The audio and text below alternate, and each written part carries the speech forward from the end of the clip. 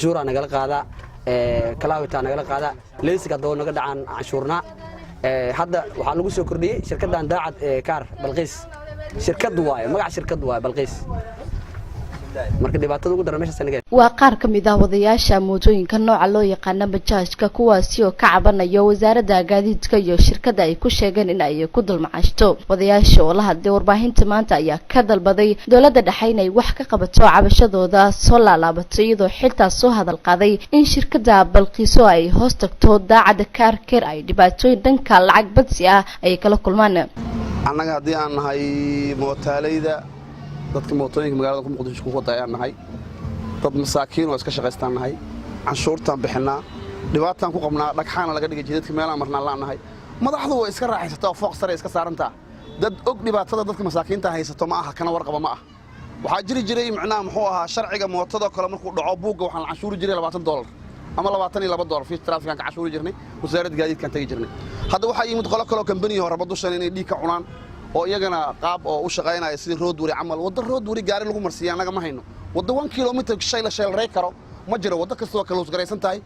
waxaad galay one way gaad galay wadada oo seed ka qaldanaad mare muxuu ahaay iyagina waxay dhaqaale ku soo bixiyeen dawladda lacag ku siinay anaga korkeena dhacan ka cunaan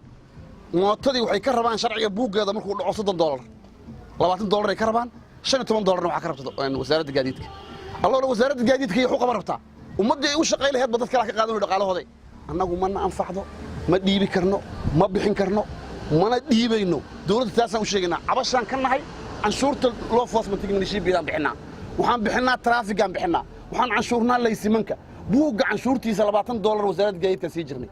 ma dhiibi karno lacag ka zaa'ida kambanigu hadduu annaga nagu soo qaato annaga dad masaakiin oo qaxootiyo waxaan nahay buus jiifto mooto xunaan wadanaa yow dhacaan wax naga jirin dibadaha iyo meesha qurbaha uu ka yimid ha ka doono businesska iyo ganacsiga markuu abuurayo meel kale ka abuuriyo ka kor abuurin mootooyinka barnaamijkan road wariga ee fish traffic laga rabaa iyada laga rabaa gudaheeda in lagu sameeyo fish traffic waxaan sii jirnaa siinayna iyada ha is judge garayso road wariga dibadda kala timaado gawaarida ku judge garayso iyada ku xisaabtanto maana company gooniha u tagay waa bixi company gooniha u tagay ee waxaan ku dhibanay leasing fee waxaan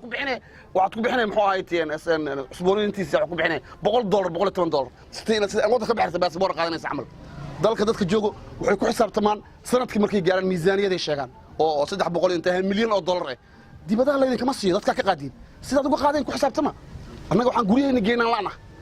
ha isdhihina muxuu ahaay macnaha muxuu ahaay lacagta miisaaniyada oo dawladda soo gasho waa wax si raaxo lagu soo helo ma aha hadda hotelka mukuuf kula socdo raaxo lagu ma keenin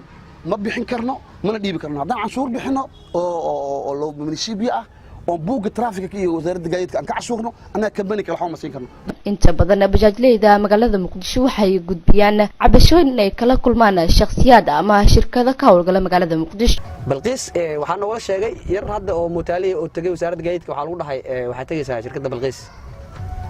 gaarigaaga marka waxa la dhahay stoobiyada iyo waxaas iska soo habeey iyo bareeg